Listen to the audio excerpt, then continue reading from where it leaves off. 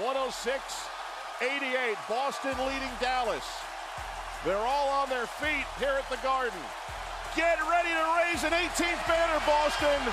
The Celtics are once again the winningest franchise in the history of the NBA. It's an 18th title for the Celtics, the 2024 NBA champions. Here's how that banner was won.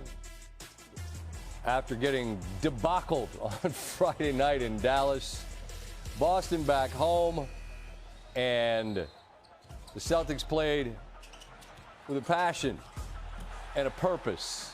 Beautiful. Sam Hauser, Drew Holiday, Jaylen Brown seize up three.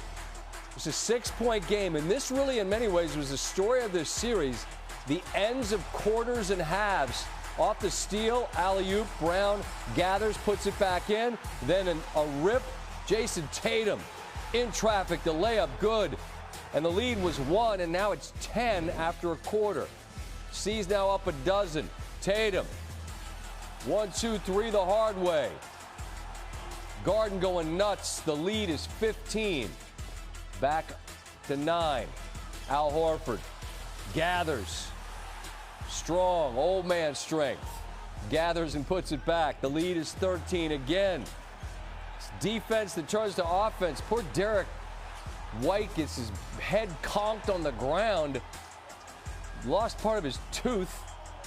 I don't even want to look at this. Derek Lively lands on him. He chipped his tooth, but maybe worth the trade for White. Perhaps he'd say as they got the steal in the bucket. Under 20 seconds to go in the half. All three of these. White has the Celtics up 18. Then it's Tatum. Step back. 16-9 in the first half. And then the final seconds of the half off the miss. Peyton Pritchard, half-court specialist. This was bucket from the second that it left his fingertips. Got the steps right. Got it lined up. Pritchard, the Garden, sees fans everywhere going crazy. Here's how it sounded. Here's Pritchard. He loves these. Puts it up half court of the buzzer. Bang! Pritchard at the buzzer with a three-pointer. He's done it again. Oh, there is a God. There is a God, and his name is Pritchard.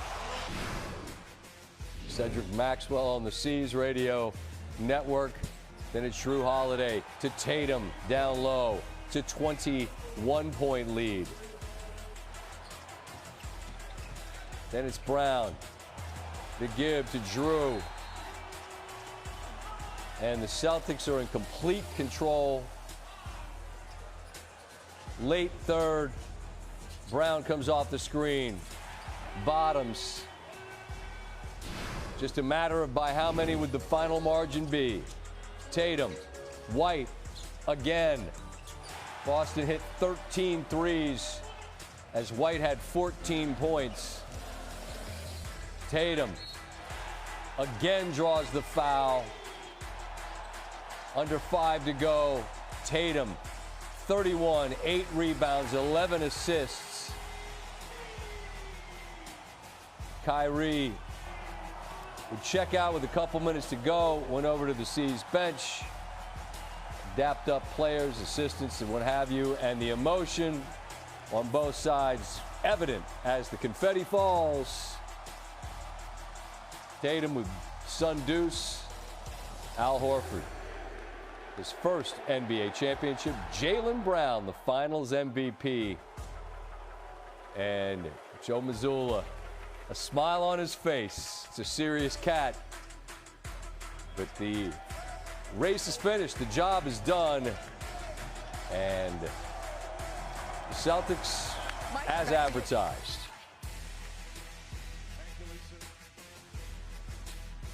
Tatum becomes the 5th player in NBA Finals history with a 30-point, 10-assist game to clinch a title. Joins an exclusive list occupied by Walt Clyde Frazier, James Worthy, Michael Jordan, Stephen Curry. It was just the second time in his career he scored 30 with 10 assists, and he's played in over 600 games. He visited with Lisa Salters after the title was secured. Oh my God. It's a surreal feeling. We did it. We did it! Oh my God, we did it. So much emotion. We saw you feeling it all when you came out of the game. Just can you try to describe just what you were feeling? Man. First of all, God is the greatest. Not because we won, but to put me in positions to maximize my God-given ability to surround me with these guys, my family. This is an incredible feeling. I'm lost for words. I'm sorry. How did what happened in Game 4, just how did that impact the way you guys came out here tonight? We responded all year, and this was no different. And we owed our crowd, our fans. It's been a long journey. It's been a long journey.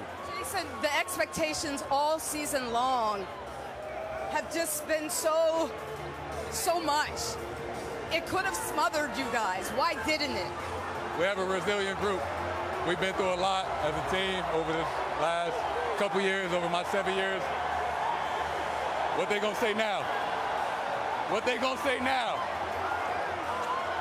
How much did you guys want this for Al? Bad. You know, he don't have much time left out here. That's my favorite teammate of all time. They got it. He paved the way for a lot of us, and it means the world to share this with him. Congratulations, you're a champion. Thank you. A lot baked into that, understandably. Tim Legler is alongside. In the fight game, you throw a flurry of punches to end a round. Maybe you can steal a round. I'm not saying that Tatum would have stolen the MVP, but 31-11 in a finals game. What does the fact that Brown won the MVP tell you? Before I answer that, I want to say, first of all, how happy I am for Jason Tatum and what he just said about Al Horford. Al Horford has been one of my personal favorite players in the league in his generation. Both of those guys are role models. They're professionals. Pros. They're exemplary pros in every way on and off the court. They deserve this moment, so I'm happy for both of those guys. Okay. To answer your question about what separated them, I thought it was really tight neck and neck, you know, depending on how tonight played out. They both played pretty well. I thought Tatum's offensive burst may have been the tipping point. Here's what that vote tells me.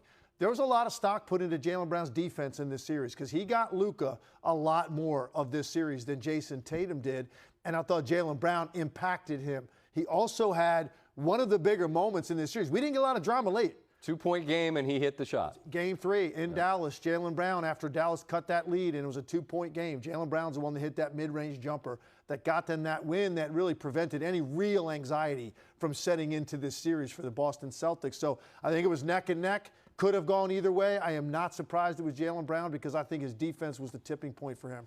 Largely, Luka scored big. Kyrie did not. And we talked a little bit about it earlier. I want to dive in a little deeper.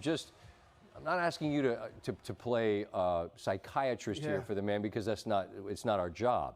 But just in terms of what he was and was not able to provide on the floor, is it possible that perhaps Boston being there and that crowd in that building impacted him in ways he didn't anticipate? There is no question about it, and he even admitted it, which really surprised me going into this game. He had some sound yesterday. We kind of pulled the curtain back a little bit, and he used the term self-doubt, that he had to eliminate the self-doubt. You rarely hear anything like that from a player of this caliber and a player that's this confident, that's been so good on big stages at other times in his career. But, Scott, the bottom line is in games 1 and 2, I thought he was very indecisive. It clearly was affecting him.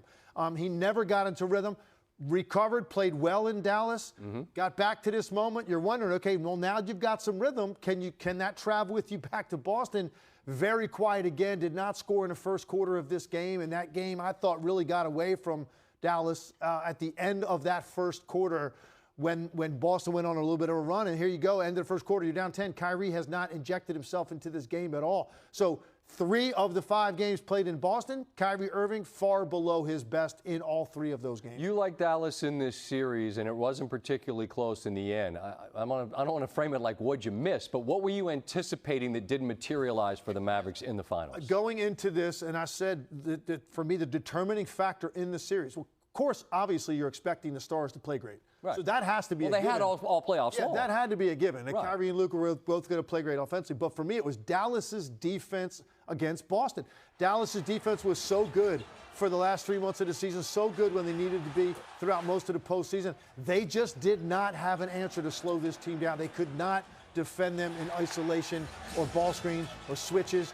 Too much penetration, which caused a lot of miscommunications on their rotations, trying to protect guys and cover for guys. Scott, when you go over defensively where you want to send the ball, then you can map out where your help's going to come from and where the slides come from. And everything's kind of a plan. When you're constantly getting beat to either side all night long and all series long, that means now you're really counting on two players being able to communicate in the moment, because this is not the way we practice our defense. And it just became a fire drill for Dallas too often, too many possessions, and they made too many mistakes. Boston's got too much talent when you do that. So ultimately, if we walk ourselves backwards from the final where Dallas loses to Boston, they were able to beat Minnesota because that was a favorable matchup for them. Minnesota was able to beat Denver because it was a favorable matchup for them. And it's just, I mean, whether it's the NCAA tournament or the NBA Finals, ultimately this sport comes down to matchups, and Boston's a hell of a difficult matchup, I think, right now for anybody, aren't they? No question. And one thing that really came to the fore in this series was the way that they can make you play when they move the ball beyond the first pass out of any action. And Joe Mazzulla has alluded to this throughout the series. You saw it again tonight, particularly in that first half, the way that Jason Tatum played. And they'd run an action, it'd come out, and then it would be a secondary action where they're going to force you now to play multiple effort defense on the same possession. And Dallas just was not up to the task for the most part in this series. They could not figure out how to guard them. It's going to be a great learning experience for them, reflective experience for them. And we're going to see how much and how willing Luka Doncic, Kyrie Irving, and this group are to lay it on the line over the summer to come back better. You're clearly they're going to try to add pieces, but this is a learning experience for them. They went up against a team that just was better really in every way in this series.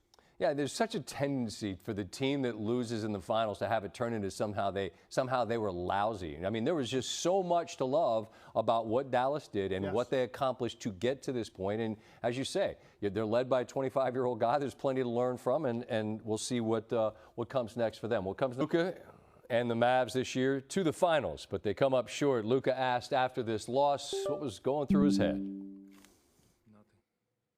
Said we lost. Not specific. Luka, now that the series is over, how much were you hurting? It doesn't matter if I was hurt. How much was I hurt?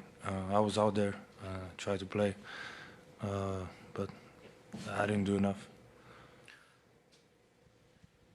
Let's go Tim in the front. Luka, obviously, it's fresh right now, but so much has changed with this organization since the end of last season. Your first finals appearance.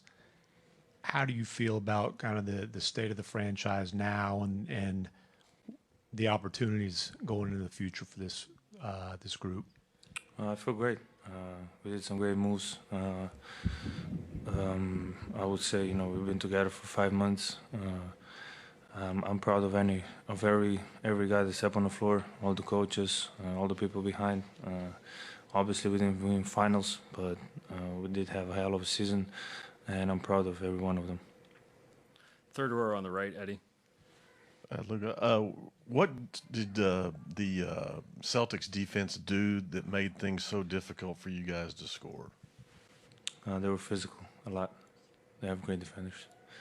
It was not more one-on-one or help or closing out? What? Just everything. They're a great team. That's what they do. There's a quick turnaround time before the Olympic qualifying tournament. What do you? I don't want to talk about what's next, man. I have some decisions to make. Just trying to get a little bit healthier. We'll talk. We have interviews in 2 days, right? So I'll give you an answer to that. Any other questions? Steve? Right behind